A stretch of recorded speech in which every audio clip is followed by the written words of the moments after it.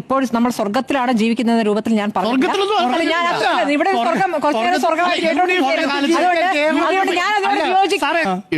സ്മൃതിയുടെ അഭിപ്രായത്തിൽ UDFന്റെ കാലത്തായിരുന്നോ സ്വർഗം? ഞാൻ അങ്ങനെ പറഞ്ഞില്ലല്ലോ. സർക്കാരിനേക്കാൾ മികച്ച സർക്കാരായിരിക്കും വരാൻ പോകുന്നത് കരുതി ഒരു വോട്ട് കൊടുക്കാൻ നമ്മുടെ മുമ്പിൽ ഓപ്ഷൻ ഇല്ല എന്ന് മാത്രമേ എനിക്ക് പറയാം. എനിക്ക് അങ്ങനെ അഭിപ്രായമില്ല.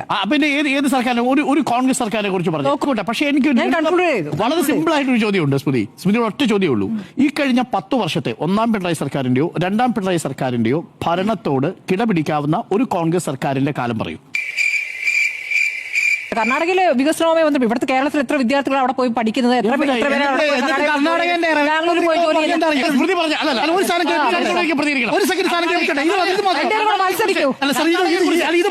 എനിക്കിത് പറഞ്ഞു പറ്റും. ഇപ്പോ സ്മൃതി പറഞ്ഞ കർണാടകയിലെ കാര്യമുണ്ടല്ലോ, കർണാടകയിലെ റവന്യൂ വകുപ്പ് മന്ത്രി എന്താ പറഞ്ഞത് കേരളത്തിലെ ആരോഗ്യ മേഖലയെ കുറിച്ച്?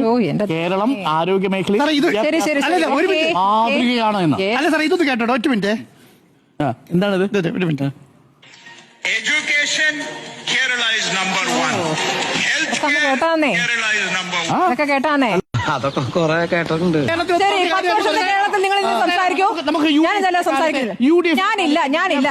ഇൻഡെക്സും ആരോഗ്യ മേഖലയിലെ ഇൻഡെക്സും കൂടി ഒന്ന് ചർച്ച ചെയ്യാം, കമ്പാരിസൺ ചെയ്യാം, ഡ്രോപ്പ് ഔട്ട് റേറ്റ് ചർച്ച ചെയ്യാം, സ്കൂളിലെ പുസ്തകം കൊടുത്തത് ചർച്ച ചെയ്യാം, ക്ലാസ് മുറികൾ സ്മാർട്ട് ടെക് ആയതും ഹൈടെക് ആയതും ചർച്ച ചെയ്യാം. പറഞ്ഞല്ലോ കുറച്ചേറെ ബോറടിക്കുന്നു.